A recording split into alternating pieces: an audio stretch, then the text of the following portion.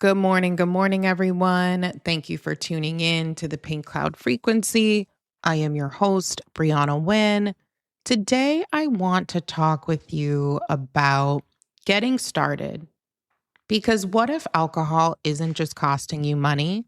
What if it's costing you opportunities, ideas, experiences, growth, and possibilities? What if the greatest cost of alcohol isn't what happens when you drink, but what never happens because you drink?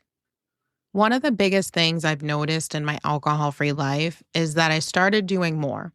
I started following through on ideas, acting on opportunities, and saying yes to things that previously lived only in my head. Most of the things that have changed in my life over the past year of being alcohol free didn't begin with confidence.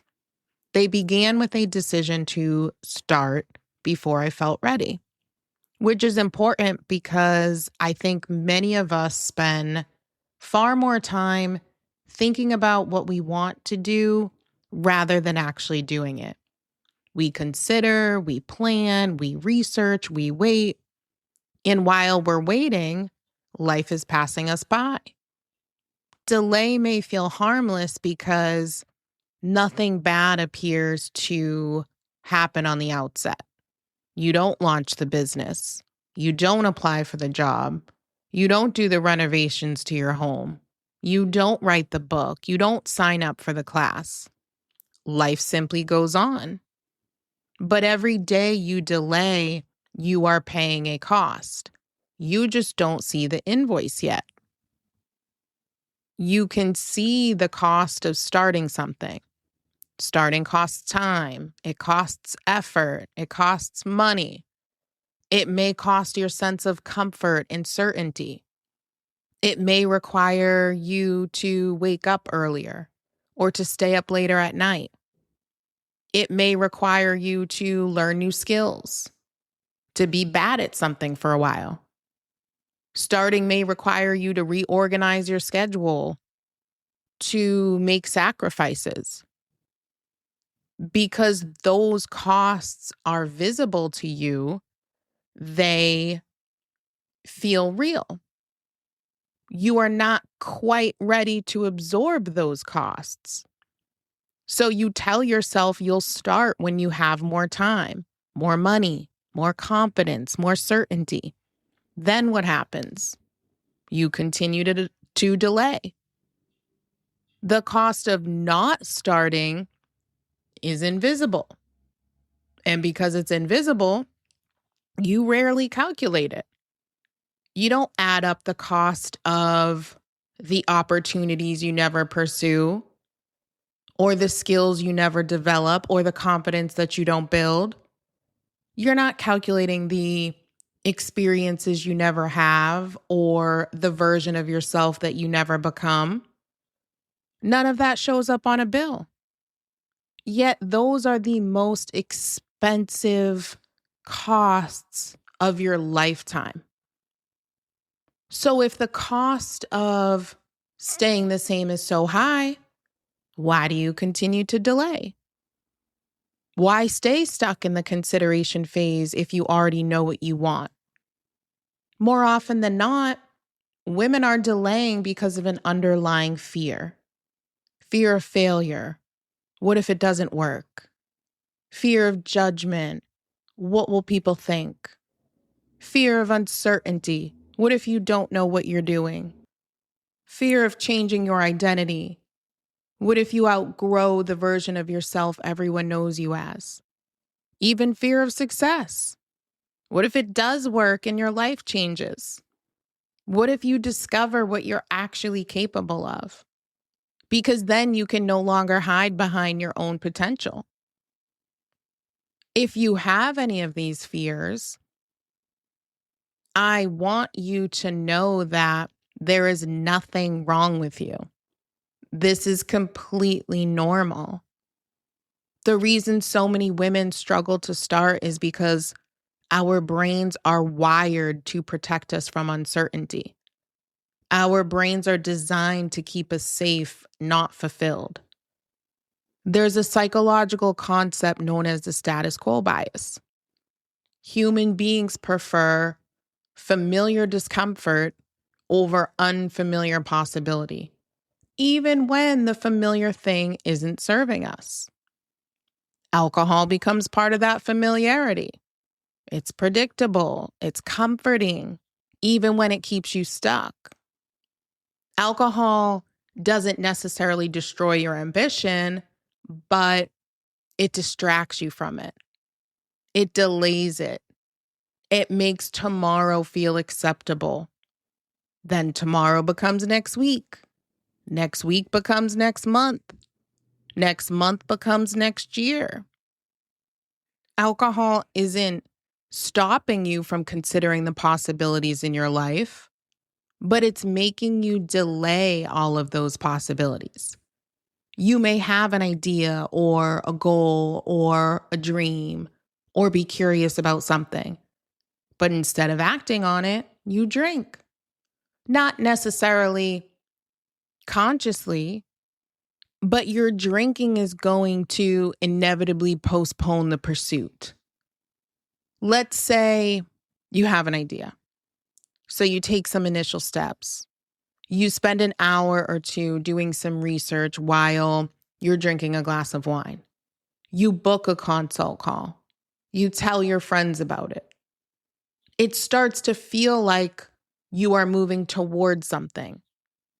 But alcohol creates resistance around the follow through.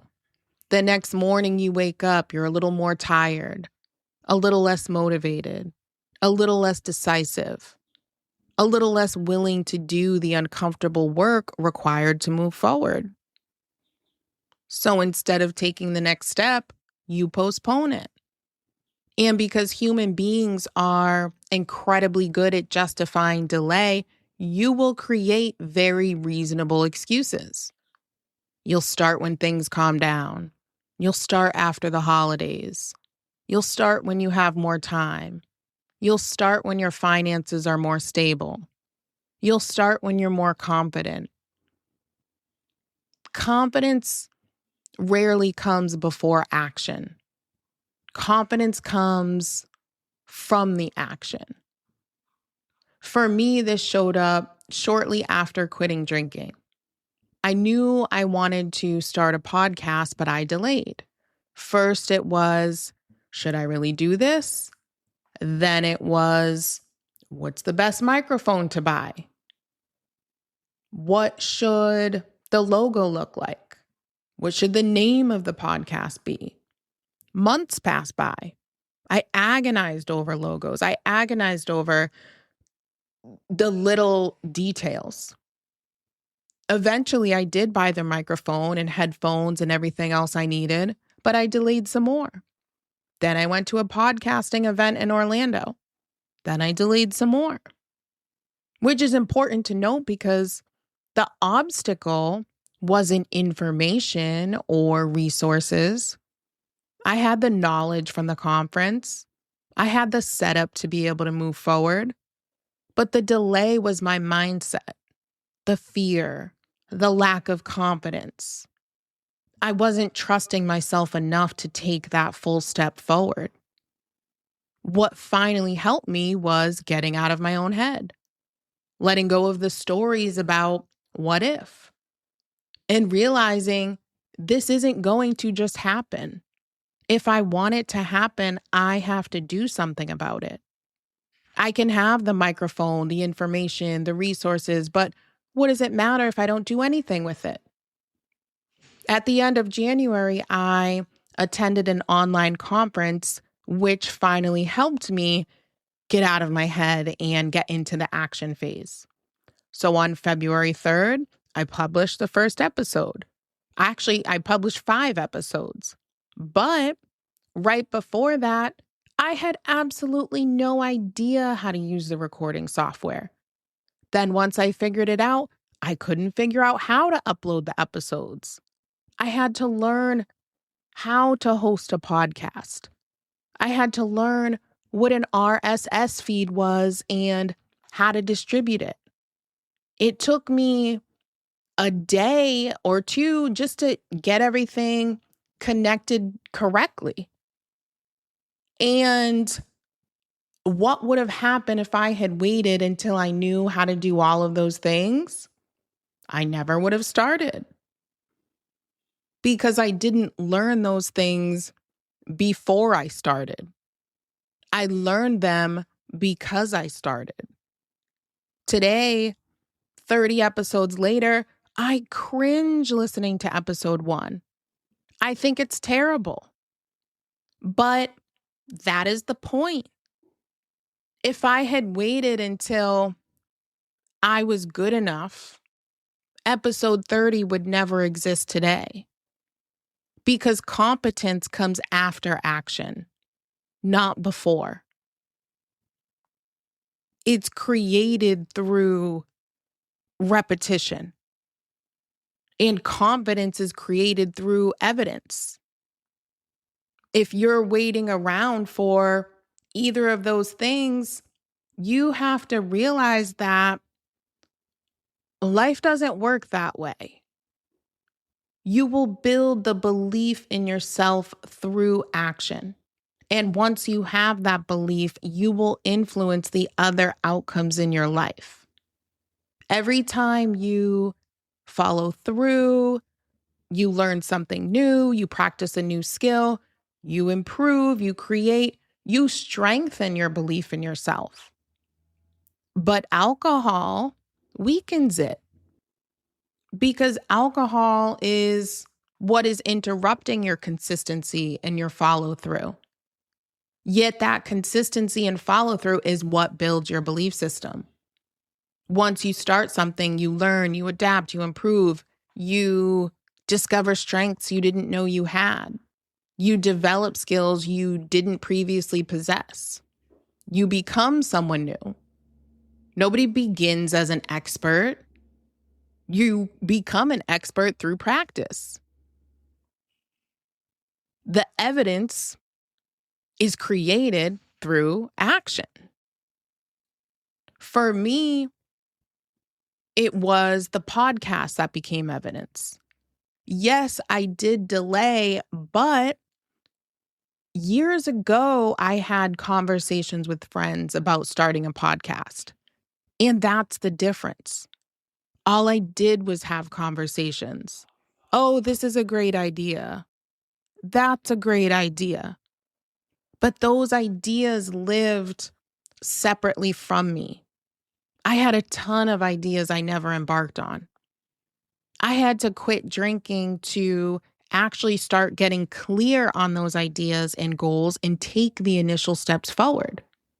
And once I started the podcast, then what happened? More online conferences, networking meetups, meeting other people who are also alcohol free. Now I'm working on some new opportunities for women who want to live a fulfilling alcohol free life. But none of those things were visible when I recorded the first episode. I had to take that first step in order for the second step to reveal itself. And then the second revealed the third. I didn't feel ready.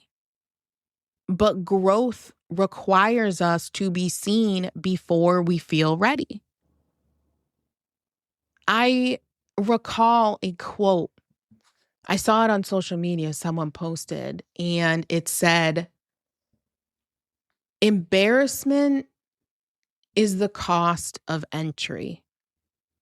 And that stuck with me. If you go back to some of those first episodes, in a way, it's embarrassing. You'll see that I wasn't ready. I still now even get frustrated not knowing how to do things or feeling like I could have done that better. But my bigger concern is sharing a message, sharing an alcohol-free perspective with you all, helping women expand what's possible for themselves. It's not about doing everything right or having all of the resources or gathering all the information or being ready. because you are never going to feel 100% ready.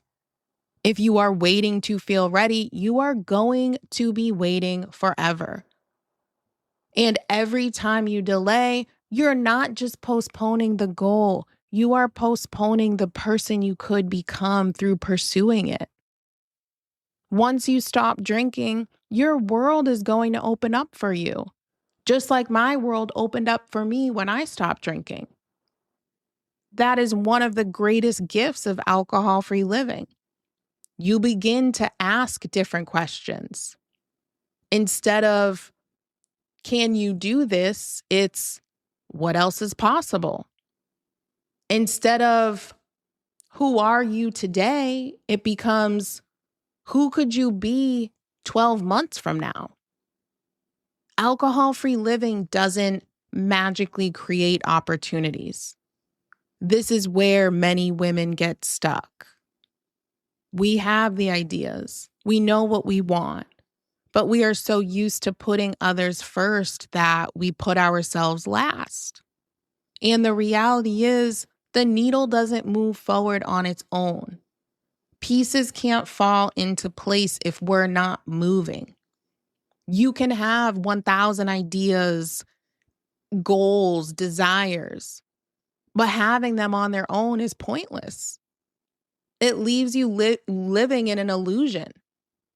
It gives you a dose of comfort to hold tightly to those ideas, but then you keep waking up to the same realization. Because the reality is that ideas don't move your life forward. Your actions do. So being alcohol-free will create awareness of those ideas and goals first. It will help you tap back into all of that potential that you haven't been accessing. And then the lifestyle gives you the energy, the clarity, the consistency, and the curiosity to pursue them and follow through on them. Most people overestimate the risk of starting and underestimate the risk of staying where they are. But the greatest risk is reaching the end of another year and realizing nothing changed. Not because you couldn't change it, but because you never started. The life that you want to build isn't built when you feel ready. It's built when you start. You don't have to know where those first steps lead. You only need enough courage to take the first step. The opportunities, the growth, the confidence, and the fulfillment you're looking for are not going to be found at the beginning. They're found throughout the process because you made the decision to start. So for your reflection, ask yourself, what idea or goal or curiosity keeps returning to you? Chances are that's a sign that you should follow. So thank you so much for listening today. If this episode resonated with you, please share it with a friend. I will talk to you all next Wednesday.